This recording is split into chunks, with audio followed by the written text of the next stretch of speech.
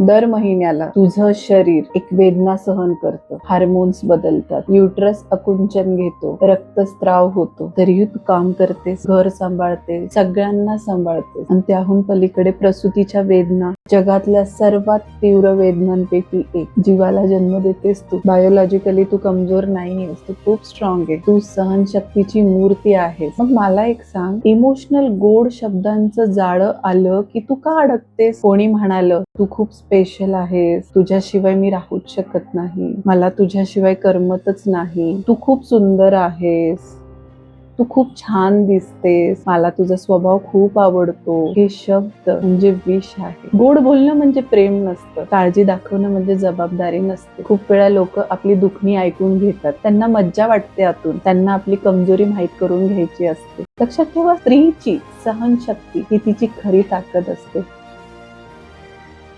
पण ज्या वेळेला ही शक्ती तिला कळते ना, मग तिला कोणीच थांबवू शकत नाही. फक्त स्त्रियांनी हे केलं पाहिजे, स्वतःच्या कृतीवर विश्वास ठेवला पाहिजे. भावनेपोटी स्वतःला थांबवायचं नाही. आपलं शरीर किती वेदना सहन करतं, प्रसूतीच्या वेदना, पिरियड्सच्या वेदना, प्रचंड वेदना असतात या. मग तुझं मन कोणाच्या गोड शब्दांपुढे का विरघळतं?